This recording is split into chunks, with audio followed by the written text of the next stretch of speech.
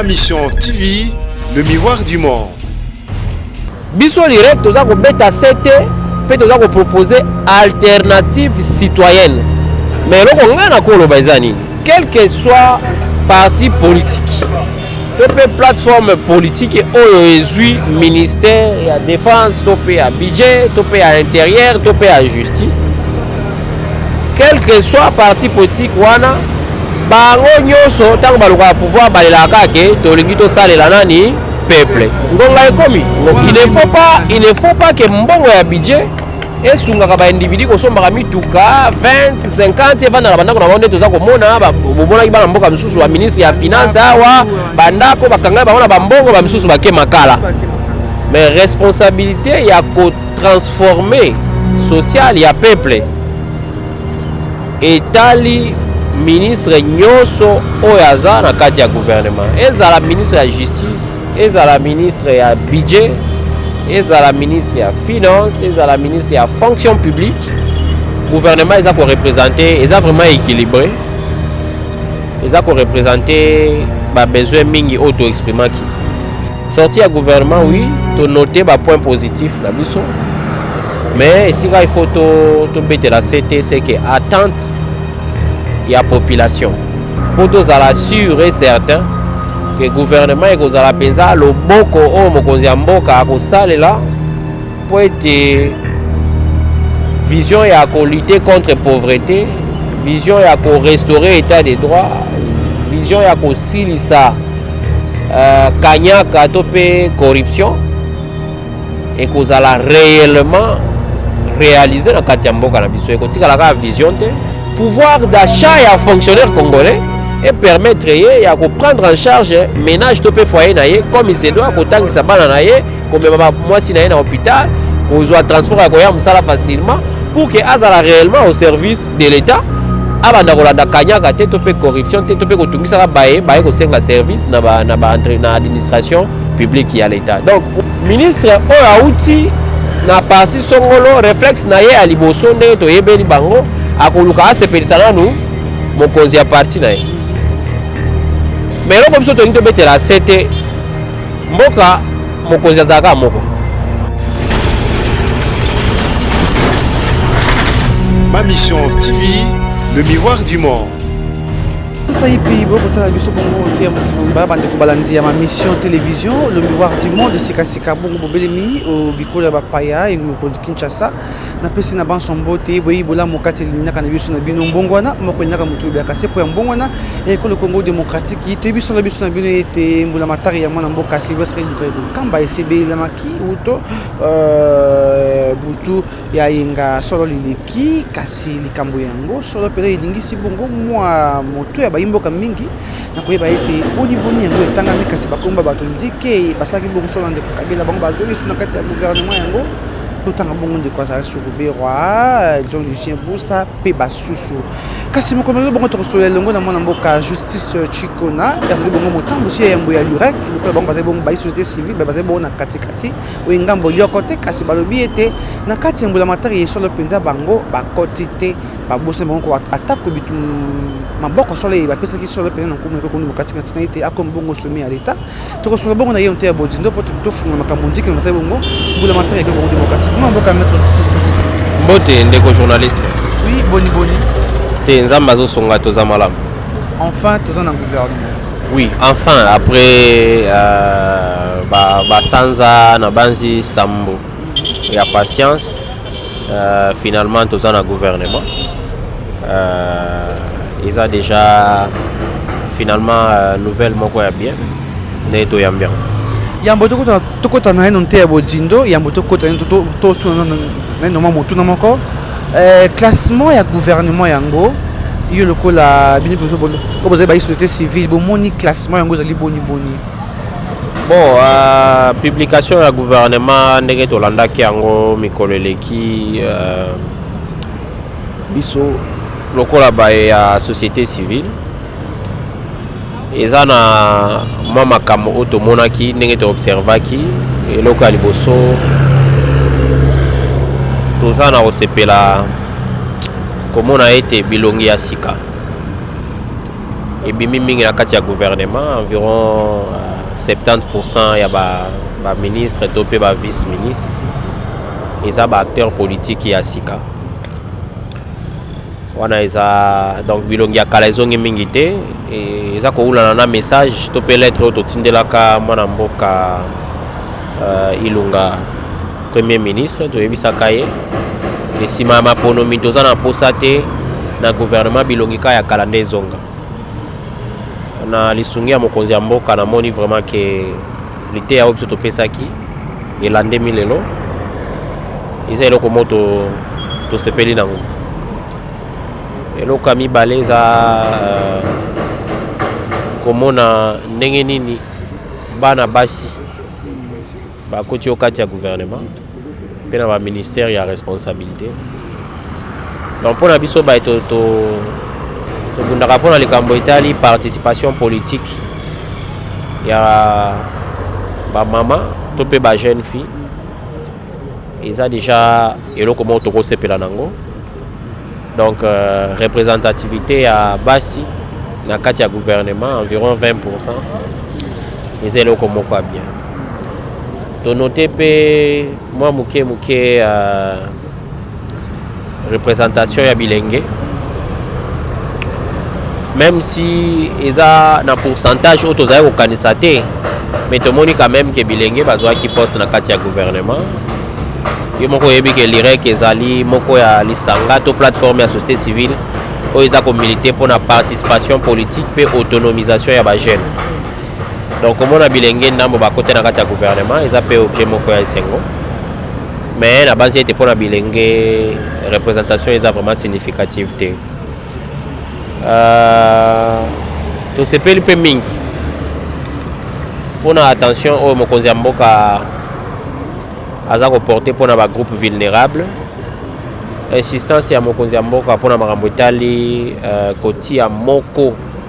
ya baministère to mpe moko ya baministre oyo akotala kaka makambo ya bandeko na biso bahandicapé na bagroupe vulnérable misusu parce que il faut koinsister ndenge babengi ministre wana eza ministre délégué auprès des ministres des affaires sociales en charge des personnes vivant avec handicap et autres groupes vulnérables donc ezaka bahandicapé te donc attention wana ya gouvernement ya sika mpona koluka koéliminer exclusion to mpe discrimination ya bandeko na biso baye baza bagroupe vulnérable bapersone vivant avec handicap baalbinos baautochtone bapigme na banzi ete bakozala na molobeli na bango na gouvernement ata oyo moto banomaki eza moto moko abundaki mingi mpona makambo ya bagroupe vulnérable ayebani très bien eza moko ya ndeko na biso totravaillaka naye na société civile donc eza babiloko zingazinga oyo tosepeli nango na kati ya gouvernement ndenge bibi eloko ya liboso tokoloba yango wana en tant que point positif toloba na etumba esolo mpena bino bomenaki mpe ya koluka ete mbongo wana ekota bozwi mpe moto oyo koti wakati ya mbula matari yango nalobi na ebandeli gouvernement eza koreprésente eza vraiment équilibré eza koreprésente babesoin mingi oyo toexprimaki en terme ya mbongo wana to mpe changement toza kobundela mais il faut toloba ngo mpe toinsiste koforme gouvernement mpe kopublier liste ya baministre eza likambo moko mais kokoma solosolo na mbongo wana oyo toza kobundela lelo eza likambo mosusu po totikala kozwa bagouvernement ebele na mboka oyo bato basepela basala bafeti mais ti lelo bitumba toza kobunda contre pauvreté contre chômage ya bilenge contre criminalité na este to mpe awa na Kinshasa esila te donc effort eza nano mingi sorti ya gouvernement oui tonote bapoint positif na biso mais esika il faut tobetela sete c'est que attente ya population bosenga ya population eza tellement makasi tellement mingi ke bakambi ya sika oyo bakoti na mbula matari baza babengami te mpo baya kolala babengami te mpo baya kosenrichir bango moko mais babengami solosolo bazala au service ya population, au service ya ba citoyen, au service ya intérêt général. Pour tous à la sûr et certain que le gouvernement est aux penza le boko o mokonzi ya mboka akosalela pour être vision ya ko lutter contre pauvreté, vision ya ko restaurer état de droit, vision ya ko silisa kanyaka to pe corruption et kozala réellement réaliser na kati ya mboka na biso ekotikala ka vision te mais ekozala effective na kati ya mboka na biso. Mingi lokola bayimboka basengaka na oto bengi le peuple d'abord était présent Fachi atala na ino ba congolais tano poste peuple nini peuple a ko senga pe pas na besoin ya kolia ya kotanga ya komela pe ya kozwa ba soin ekoki sika to banda nini pena solo na ministère ya affaires sociales to ministre o batie so sika na affaires sociales bayimboka ba banza ni kozana na changement ekote wana akotala ako kesensa moi na ministre oyo baleka na tango ndeko Kabila to boni. Non, tokolobelaka ministre affaires sociales parce que moni le kamboitali social ya population solo to bengi ministre affaires sociales mais social les a ko impliqué ba ministère nyonso. Social eko bongate soki économie eza bien te. Social eko bongate so ministère ya finance eza ko kambema malamu te. Social eko bongate soki ministère ya finance to pe ministère ya justice eza kotika corruption et continuer. Bolandaki yango dernièrement ba mbongo misusu ezalaki mpona ba action humanitaire. Ministre moko akangemaki après détournement ya mbongo oyo batindaki mpona koassister population. Donc évidemment toza na ministre moko ya affaires sociales mais responsabilité ya ko transformer social ya peuple etali ministre nyonso oyo aza na kati ya gouvernement ezala ministre ya justice ezala ministre ya budget ezala ministre ya finance ezala ministre ya fonction publique bango nyonso baza na rôle moko ya kojouer po ete slogan oyo babengi le peuple d'abord ezala slogan ya lokuta te ezala tangba oyo mutu azobeta te mais ezala solo eloko eza kozala transformé po ete congolais pe congolaise abika dignement na kati ya mboka na ye. nakozwa ba exemple mwa mike omoni ministère lokola ministère ya justice. Ministère ya justice eza ministère moko oyo eza na responsabilité première na bitumba ya chef de l'état oyo etali restauration ya état de droit. Soki ministère ya justice aza kolite contre impunité ya corruption te seke ba ministre seke bakambi ya mboka ebele bakokontinue kosala makambo toyeba ye na kala ayibi mbongo ya mboka ayibike bakosala eloko te mpo bakokenda pembeni bake bakaboli. Et si vous avez mbongo ya mboka, ça veut dire que vous avez privé population na mbongo wana parce que mbongo ya mboka, et ça évidemment il faut répondre à besoin de la population. Na kozwa ministère ya budget. Budget eza ba recette na ba dépense ya misolo ya mboka. Oh, tu es bien misolo ya mboka, il faut salela peuple congolais et répondre à besoin ya peuple congolais na makambo itali santé, na makambo itali éducation, na makambo itali infrastructure. Budget mboka il faut servir donc. Donc ministre budget a la responsabilité première ya ko surveiller chaîne de dépenses. Lolengeni ba dépenses ya mboka za ko sala ba poto za la sûr que réellement ba recette o ekotaki na budget mboka dépense nango eza ko servir eza justifier kaka na intérêt supérieur ya peuple congolais. Yango nde ba bengi le peuple d'abord.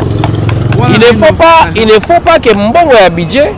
esungaka ba individu ko sombaka mituka 20 50 evana na bandako na bonde toza komona bomona ki bana mboka misusu wa ministre ya finance awa bandako bakanga baona ba mbongo ba misusu bakema kala. Donc exemple mbaye nazwi na kosuka exemple ya misato ministre ya fonction publique oyebi ke na Congo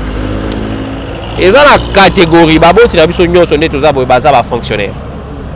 Situation ya fonctionnaire congolais etikala kobonga te lelo ba mbula so combien. Salaire ya fonctionnaire eza minable eza ko permettre été à vivre mal. Mokonzi ya mboka na discours na ye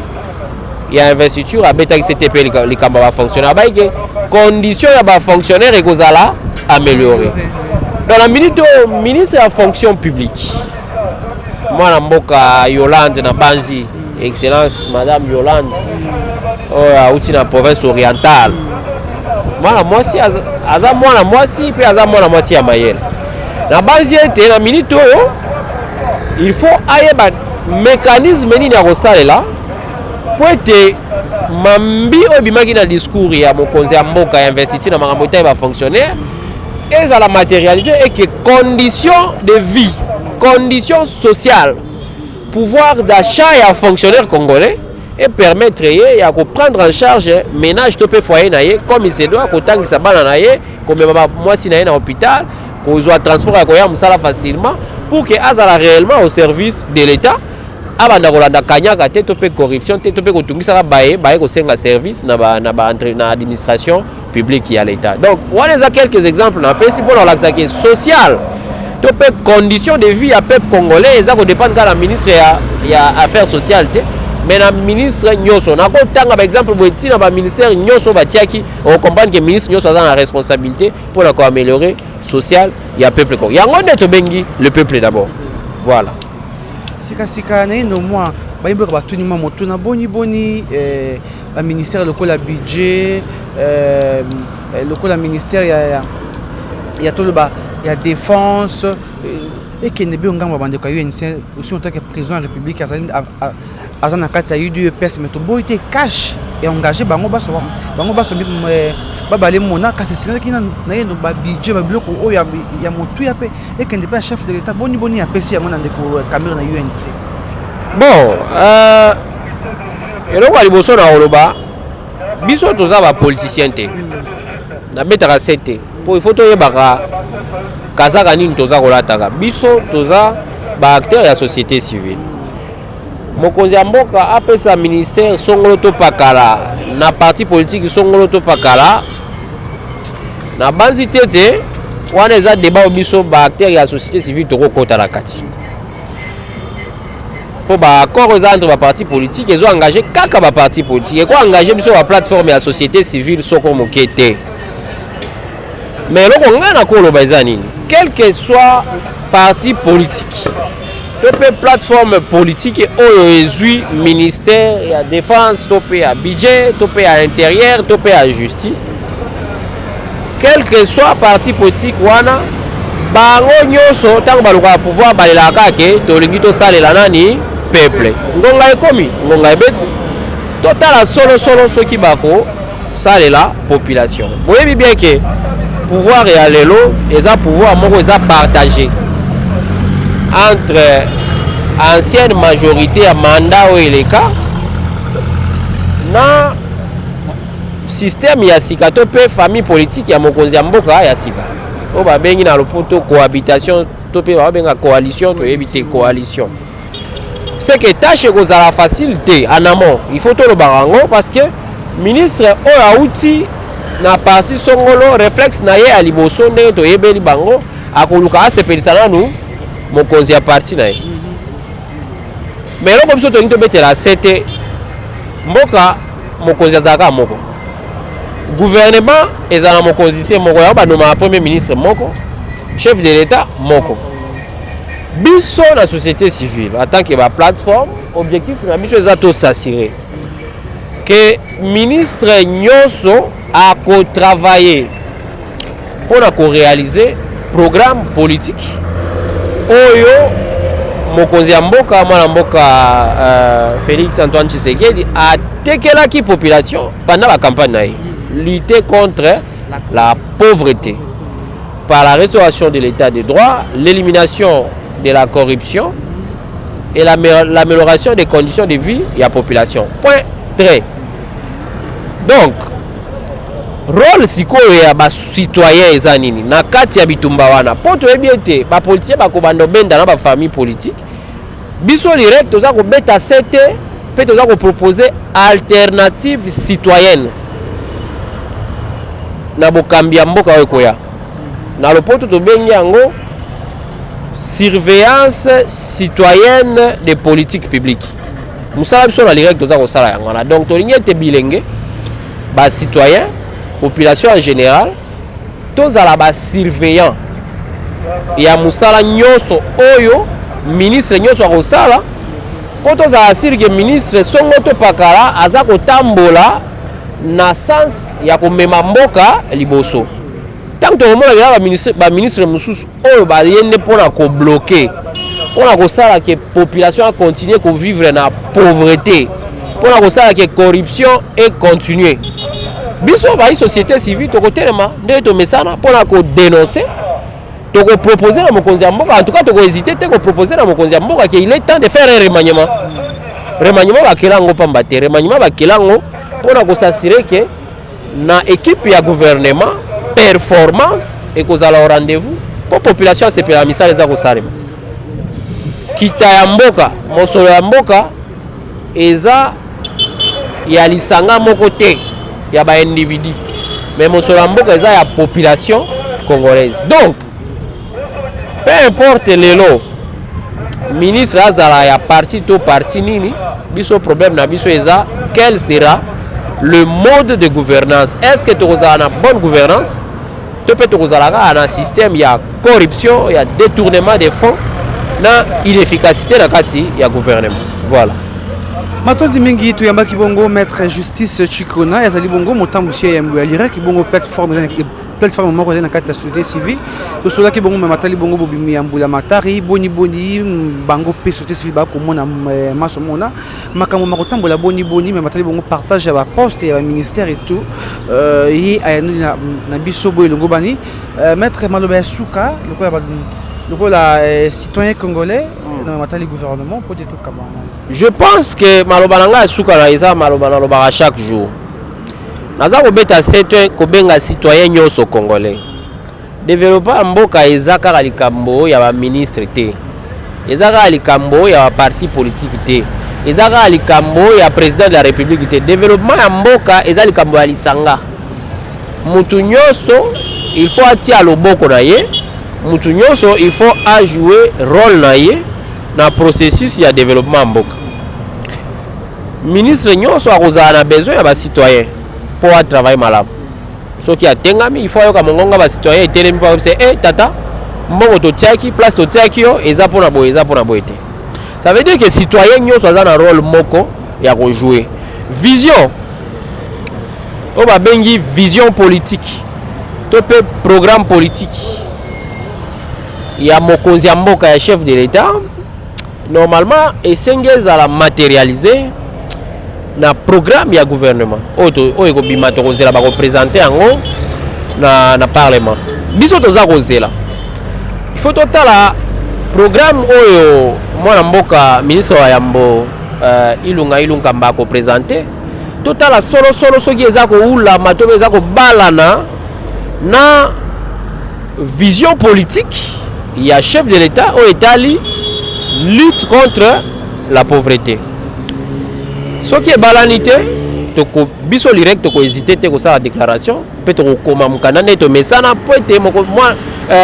ministre wa Yambo ameka ko modifier pour makambo et ko kana solo na vision o mokozi ya mboka za ko pesa pona élimination ya pauvreté.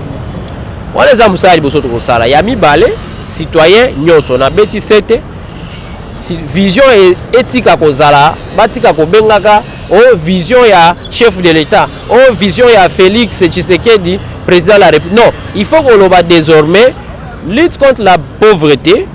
et ça peut écouter la vision des Congolais. Comme ça, Congolais nyoso azala politicien, azala acteur de la société civile, azala riche, azala pauvre, azala acteur privé, topé fonctionnaire, mutu nyoso koyebake lutte contre la pauvreté et ça eloko oyo etali bomoto na ngai etali libota na ngai etali bana na ngai etali baboti na ngai alors il faut na bundela ngo na tia loboko na kati po tokende liboso ta maloba suka na koloba na bandeko balandi yango wana. Matonzi mingi bandaki biso nte makombi bongo na suka émission na biso ombote ya kafu na mana baso bataka biso uto États-Unis na groupe 13 colonies de Saint-Marcel balobi congolais mais américain mbote na maître Nyama depuis Johannesburg mbote na vero joli na prison Fachi Moïse Kinazaki na suma caméra na équipe botaka biso de partout tokomi na suka tokote mikozali koya botikala malamu. Ma mission TV, le miroir du monde.